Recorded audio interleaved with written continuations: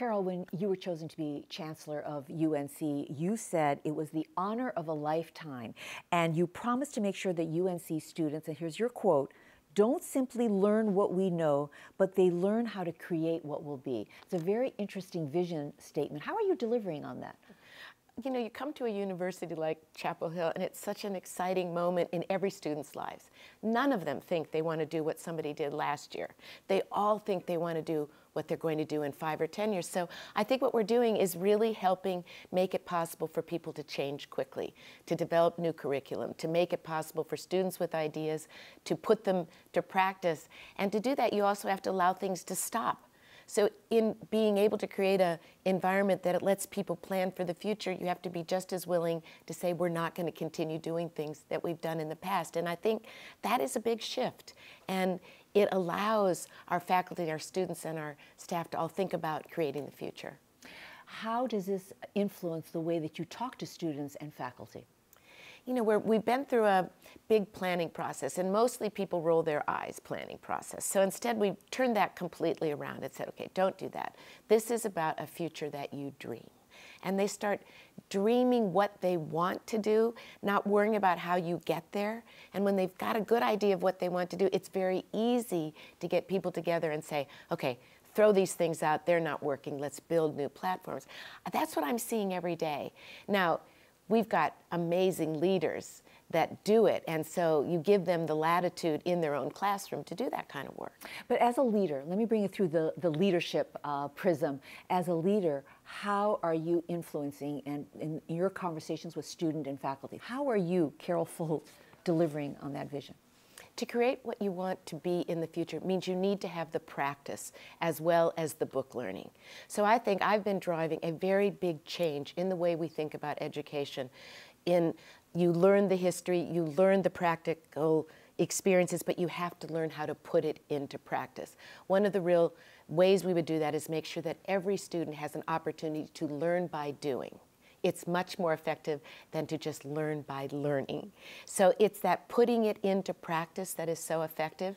And we've been changing the way we hire professors, changing the way we teach courses so that every course has a much more directed practical basis. Service learning, learning by building, learning by doing. And that's a pretty radical shift. Every course is almost turning itself over, having students learn on their own from books, but use the faculty to teach them how to do. So it's learning by doing creates the people that will create a new future. The way I deliver on it is try to be out and about and talking about it. So I'm talking to people, I'm going places, we're affecting the way we hire people. We developed new partnerships with a lot of businesses trying to encourage people to come into our campus and help be a part of that future. And I think it's showing that you're willing to change is as effective as talking about it. And that's really been one of my main goals as a leader. When I came and started talking to students, I often would talk about my own history coming from a family of immigrants. You know, in that kind of world, every day is a fresh day. You don't have anything that's directing you. You're free of past constraints. And I talk about how that really changed the way I think about the future. And I challenge them to think about that too. So for example, I might say, you're really good at this thing you're doing, but is that what you really want to do? Or do you want to try something new? Don't be constrained by what you were. Think about what you want to be. And I think they all have real examples of that they can then use to make change and think about change as the goal that they have. Well, this is a conversation we're hearing a lot in the business world where they're talking about disrupt or be disruptive. So how do you get people on board at UNC to be more innovative in their thinking and also more of an entrepreneurial mindset? One of the things I think you have to do is make sure that it's not just words. If it is a leader, you're always saying, we're going to innovate, yet they find out that every time they try to reach your office, it takes 3 days to get a message through. It's not real. It doesn't mean anything. So to some extent, you have to start with yourself first. Your office has to completely be service-oriented. They have to be fast. They have to be nimble. People need to believe you're willing to change before they're going to invest in the energy to change themselves. So I think that's the first step. As much as we talk about change, a lot of people are very uncomfortable with change, and I'm sure you've met with some pushback. How do you manage and lead through that? I've had people say change for change's sake is not valuable to them. I think you need to make the case. Are you changing for a purpose that is actually going to improve the quality of their work? Our staff, for example, don't want to do poor work. They don't want to be slow. They don't want to feel like they're impeding progress. So it has to be real. You can't just say it. You have to make it possible for them and invest in their capacity to make that change. And I think if they believe in it, if it's authentic and real to them, that their interests are included, then they're not unwilling to change. They embrace that change. Most people. You're the first woman chancellor of UNC in its history. How do you think your leadership style differs from your male counterparts in the academic world? One of the advantages of being the first is I don't have to follow anybody else's model. So that means that everything I do feels different and is different. It's a freshness and a newness that I think inspires other people that have felt that that model that they'd seen before was not their model, that they too have the capacity to lead and to change. So I feel like I can use that in every form. It can be how I interact with students, it can be how I tell stories, it can be how I expect people to do the work and do it with a certain work ethic, because I really do have the opening of freshness and newness, and if you use that, that's a really strong advantage. Let me bring you back, though, to the gender part of it. Certainly, you didn't have anybody to compare yourself to in that sense. But as a woman chancellor, how might it be different than a male chancellor at any institution? I mean, how do you see any differences in your leadership style? You know, I think as a woman, I think I lead frequently as the person that I am. You know, from the time I've been brought up, I've never been told you have to be like these other people, because there weren't other people like me. More, I was told, be yourself. You work hard, you do these things, you're very energetic, use your energy and be yourself. I think that is an advantage, because I don't ever try to be like the other people that have been my predecessors. I want to learn from them, I look at the great things that they do, but their style will not be my style. And I just had to learn not to be fearful of that, but actually to embrace it and use it. It can be fun, it can be a very positive thing, and I think many women leaders are adopting that strategy with great success. Do you have a role model? You know, I have lots of role models. I had a great role model named Karen Wetterhunt. She was a distinguished scientist, the only woman at Dartmouth in the sciences when I went there.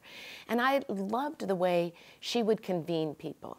She just, when she had ideas, she immediately went to the team. And I thought that was a very important part of leadership, is not to feel that you're going to think it all up yourself.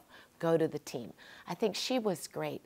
I love Sheryl Sandberg, Lean In. I love a number of the things I've seen from leaders out in the world right now that I think are talking again, use your own authentic energy, use your own style, but then you have to come back and do the business well. Carol, as you look back on your career, all your years in California, to Dartmouth and now to UNC, what's the best leadership advice that you ever received, and why did it guide you in your leadership style? You know, I think we all hear from so many people we love throughout our lives about being who we are, working hard, really take the skills that you have and believe in them. But a few years ago, I was working with a man named Brian Quinn. He's passed away, but he was a legendary professor at the Tuck Business School, kind of a futurist. And I was dealing with a problem when we had to make big budget cuts. And I was going, Brian, I don't know how to start the meeting. I've got to get people to really work together. It's going to be very hard. And he said, at night when you're driving, do you look at the front part of your headlights, or do you look all the way down to where the headlights are fading into dark when you drive? And he said, because you can't lead people if you're looking right at front of the wheels. You've got to look to the future. And the next day, I started the meeting. I said, we're going to deal with some serious issues, but I want to know your dream for 5 years from now. Where do you want to be? And everybody perked up. They got excited. They said, this is where we want to go. And I said, okay, let's take care of the business to get us there. And I have used it over and over again. And I think it's about change, the future, leading with a purpose, but having something you're really driving for makes it a lot easier to deal with the bumps that are ahead of you. And the leadership lesson was? The leadership lesson was you have to build from the dream. You build to where you want to go, and you don't worry about the immediate, you worry about where your consequences, where your impact is going to be. Carol, many companies these days are talking about leading with purpose and improving the world. What does leading with purpose mean to you and to UNC? Leading with purpose means to me that you have a grander mission. When I talk about innovation at Chapel Hill, in research, in all those areas, it's innovation in the public good. And I believe that's a very important part of everything we do. Scientific discoveries, works of art, and culture in the public good. How is UNC defining greater purpose? Well, I think we have two core missions. We're educating people for the future, and we're creating the inventions that civilization needs for a better public good. It is at the core of our mission is that what we do is in the public good, and it's for advancing the public good. So it's never separate from that grand mission, and that's why people love to be a part of it. But how is this different than what UNC was 5, 10 years ago? I believe UNC was a special place. It has in its DNA this innovation in the public good. It's America's first public university. They carry from the start this idea that we are educating for a future generation for the well-being of all. And in the years that have intervened, that's always stayed a true purpose. Since I've been there, though, I think we've accelerated that as we've started to realize that our audience is not just our students and faculty, it is an entire state, it is an entire world. So it's that opening up to that public good for expanded mission across the country is really increased the intensity of purpose. And what would you say the impact this is having? I think the impact is that people want to do things for other people. I believe it. Our students are very service-oriented. And if they see that what they do has an impact beyond their own immediate purpose, they are inspired to do even more and bring more people in. I think working in the public good also will be the place where we can have the greatest protection of our democracy, because people want to deal with the debates of the day if in the end it's in the public good. How do you measure that you are having an impact, that you are on the right track, and that UNC is doing the right thing? I measure the way we lead with purpose several ways. The most obvious way is the hardest, and that's to talk to people who have been there. And what do they think they learned? And I think you won't meet a person from UNC that does not identify with the goal of serving in the public good. Our research, almost $1 billion a year, saves lives, changes the course of humanity, builds new communities and companies. You can quantify that all the time, and it is clearly having a big impact. Then the last, I think, is you need to talk to people that aren't in your university. Do they feel touched by the goodness that is coming from it? Are we really doing something to bring everybody's lives up? That's harder to quantify, but that's absolutely what we're working on. So you're very dedicated to leading with purpose, but there are many companies, maybe universities, that have their doubts about the importance of this social impact. What would you say to someone who said, why should I do what you're doing at UNC? Well, I think I would go back and say the mission of educational institutions is to create that new generation and that innovation ecosystem that makes our country flourish. And I'd say that not having that as our center would be to actually destroy our mission for the rest of the country. So it is our special purpose.